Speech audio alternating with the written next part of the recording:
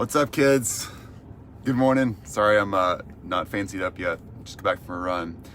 But I want to answer Q&A. That's what we're here to do, right? Hope you're having a fantastic week so far. It is Monday freaking morning. Get after it. Get out there and do your thing. I know some mornings, especially Mondays, are kind of hard to get a start on. But really, it's Monday morning. You got this. You got this. If you're feeling tired, go for a run, go for a walk. I was kind of feeling down this morning. That's the way it works, right? Sometimes Mondays aren't always the best, but just getting out and getting some exercise really, really does help. Truly does. You feel better. You make a good choice. It kind of gets that momentum going for the rest of the day, I guess, and that's honestly super helpful. All right, let me answer this question. So, sales scripts. Should you not? Like, do I really have to? Is it really that important? What's up, Dean? Awesome to see you, man. Sales scripts. Let's talk about this. I don't like, I think Joan asked this question. Joan, I don't like sales scripts either. I really don't. Sometimes they're pushy. Sometimes they make you want to say something you don't want to say. And you feel like it's kind of like not really you, right? And it's just not exactly, it just feels like somebody else. Or it feels pushy, or it feels kind of like a used car sales pitch. Got some great friends who are in used cars, so nothing wrong with that. But you know, sometimes that icky feeling that you just don't want to be like, right? Here's my take on sales scripts, and I use a sales script.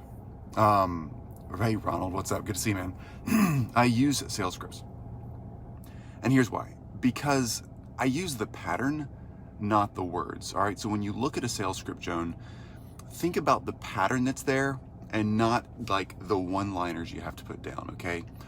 The one-liners that show up in sales scripts aren't important. That's somebody's personality and somebody's, the way they would word it and the way it's important to them. And that might work for the person who wrote that sales script. Some amazing sales leader or great stage speaker or closer, or somebody you've seen that writes amazing scripts. John and Melissa Malone, who are in our group, and Chris Baden, they have a partnership, and you can look them up. They have an amazing sales training process. Some of their scripts are truly magical. But they'll even tell you this. It's not about the exact words you use, unless it's like a particular closing phrase. What's up, Joel? Good to see you. It's more about the importance of really dialing in the process that you're going through with someone, right? So a sales script should be more focused, Joan, on the prospect's experience going through the process of buying from you. Almost all sales scripts are the same in this regard. They cover a relationship building section. They give you a chance to decide and discover if that prospect or client needs your help. And then they give you a chance to take what your prospect needs and create an offer around that. So you can say, hey, what you need lines up with what we offer. Would you like to take advantage of that? That's a simple sales script process. So Joan and whoever else is worried about this sales script thing, because I used to be frustrated with sales scripts as well. Focus on the process that's going on in the sales script, not the key words that are being used. That way you don't have to feel like you're saying someone else's words or being someone inauthentic.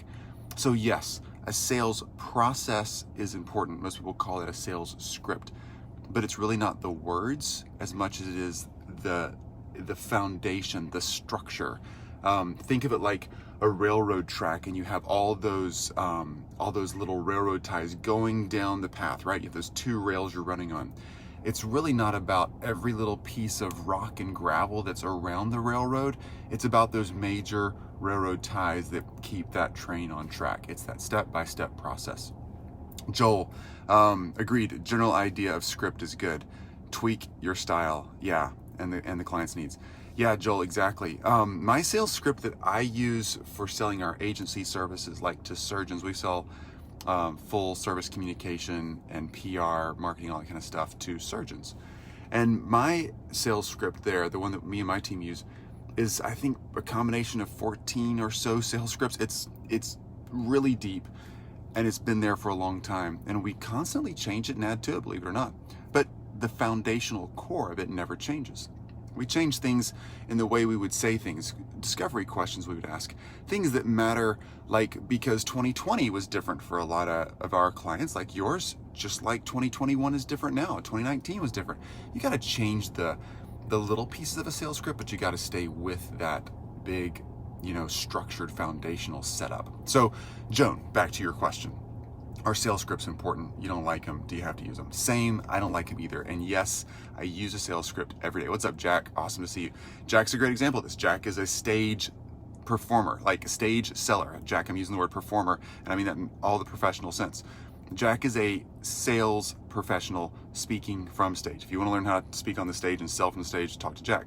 Jack will tell you absolutely use a script. The script, again, needs to be you. So Joan, answering your question, the script needs to be you, said like you, heard from you. By the way, if anybody has any questions, feel free to fire away.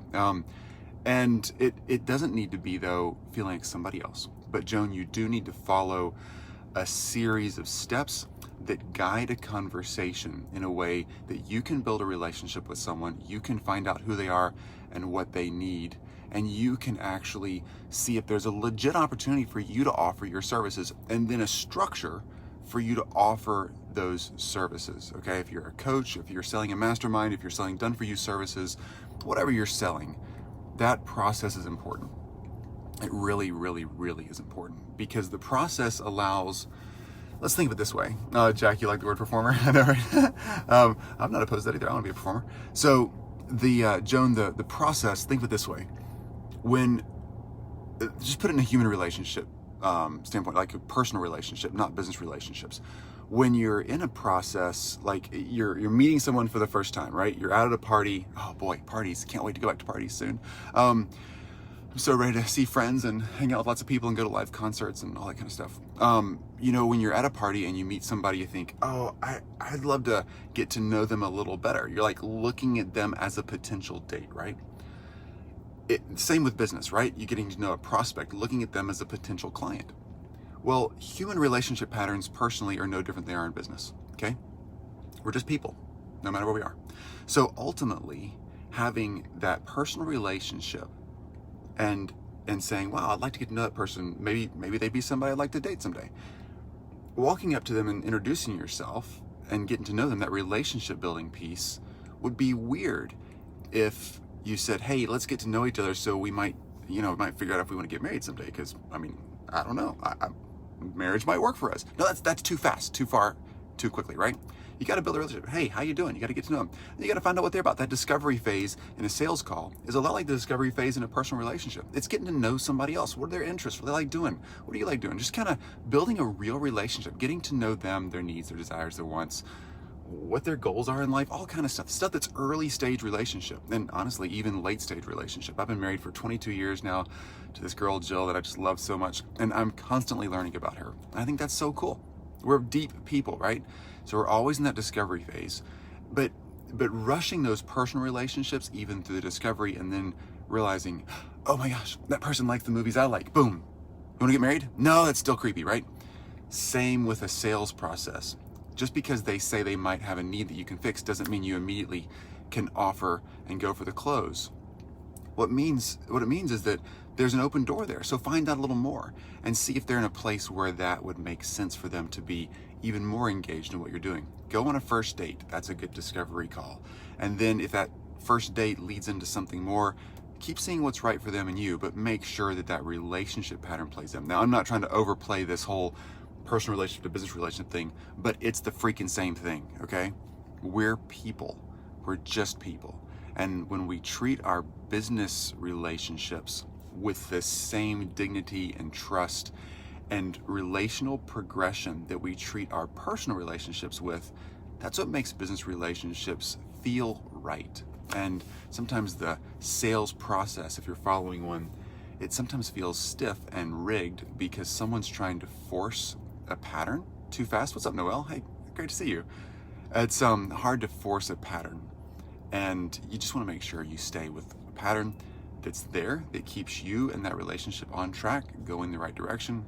But the scripting itself, the key words you use, those can be yours. One thing I would pay attention to, Joan, Noel, when we treat people like people, they like it. Yeah, I know, I do. Noel does. It's just, we're people, right? So Joan, one last pointer there. I would pay attention to the ending phrases in the closing section of whatever sales script you're looking at.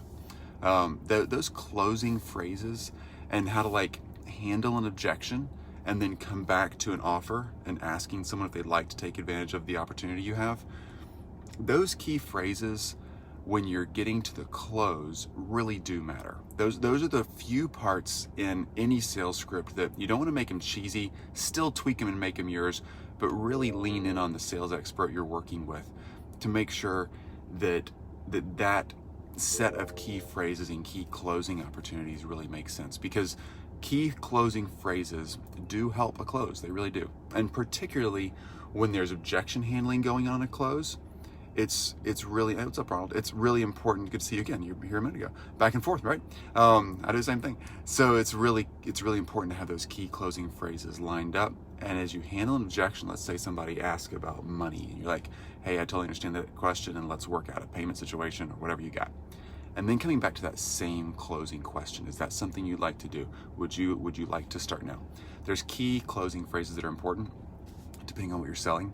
And so pay attention to those in the sales scripts. That is the one section I would advise you to stay pretty word for word scripted on. Find a way that makes it sound right for you. Have a sales professional help you with that, and stay with that key closing phrase over and over and over. That's a pretty strong point.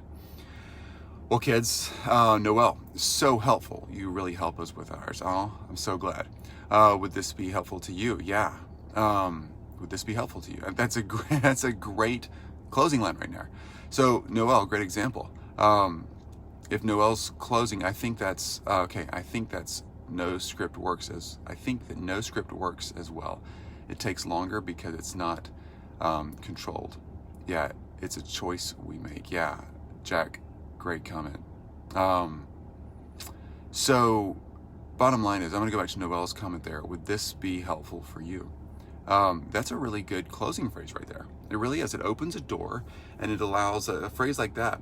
Joan, since you're wondering about this, that's a great one from Noelle. Noelle runs a company that deals with taking coaches and consultants and letting them build online events, local events, stage events. We'll get back to stage events soon. Noelle's company does the entire event launch process for you. Really cool. So when she's selling that, that's a really great phrase to come back to, because it lets people anchor back to the choice they have to choose Noelle. Would this be helpful to you? So if they say, oh, this is a great thing, man, I just need a couple days to think about it. Hey, I understand, and then the objection handling for that could be, hey, I understand you need a couple days, but right now the pricing we're talking about today and how many people we can help right now is what we have today. I don't know where we'll be in a couple days. Would this be helpful for you? Keep bringing them back to that closing phrase, and it's surprising how many people, Joan, will come back and say, yeah, it is helpful for me. I need to go ahead and do this. It's really cool to watch, because people just need sometimes to get past the objections they have to help themselves answer those questions. They know they've done their homework. They know they've done what they need to do, but they need that invitation to come back. And they need that invitation over and over and over. So those key closing phrases, say them every time. Because of course, it would be helpful for them. That's right, Noelle. Absolutely. I mean, really, Joan, and Noelle's got a great point there. Joan, what you do is a great thing. I don't know exactly your whole situation, but I'm sure you're good at what you do. I'm sure you're an expert at what you do. I'm sure you have a great thing going, and you're going to help someone do an amazing thing. You're going to help them move forward. So yeah, keep asking them if they want to take advantage of it. Answer their question. Keep it simple. Every objection, come back to your closing question and ask them if they're ready to get going. That's it. Great question, Joan. Yeah, you're right, Noelle. So anyway, Joan, hope that helps. Anybody got any more questions? I can hang around for a minute or two. It's still early. I do have some work to do today, so I probably should get a shower here in a minute. But I had a great run. It's about 36 degrees Fahrenheit here in Memphis, and cloudy, windy. I kind of like days like that. Blue and I got out for a run. We have this Green Line Rails to Trails project near our house. It cuts through the entire city. And it's just wide open, paved trail through the trees. It's so gorgeous. Anyway, great run. Glad I got up and got going. Get after your Mondays, folks. Prospect. Always prospect. Prospect every day. If you work 5 days a week, prospect 30 minutes a day. Whatever it is that you do for prospecting. If you have questions on how to prospect, ask. We'll answer, and we have tons of content down below in this group on prospecting. But make sure that you're prospecting every day. That prospecting is the lifeblood of how your business is running. You gotta have water coming into that pipe so that you can see where the holes are in the pipe. You can figure out how to control the flow of it. You can figure out how to direct the flow of the water.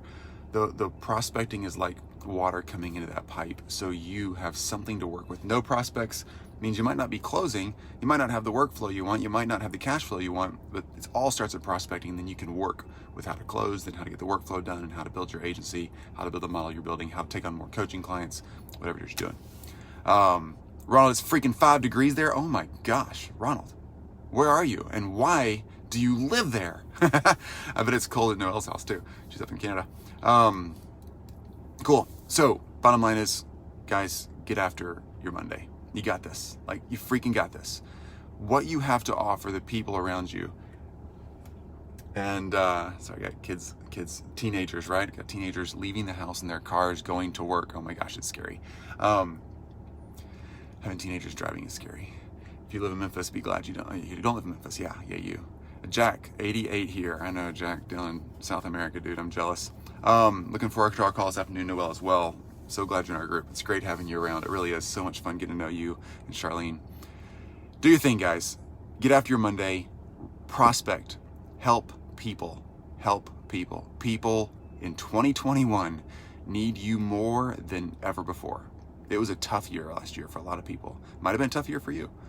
People need you. You need people more than ever. People need you more than ever. Get out there and prospect. Tell them what you're good at. Offer your services. Want to trade temperatures? Yeah, Jack. Noelle, you and Jack should trade temperatures for sure. At least get halfway in the middle, then it'd both be a nice day. Okay, kids, you got this. See you soon. We'll talk again tomorrow and answer more questions. Fire your questions off in the group or in the chat here, and I'll do my best to catch up to them. Bye, guys.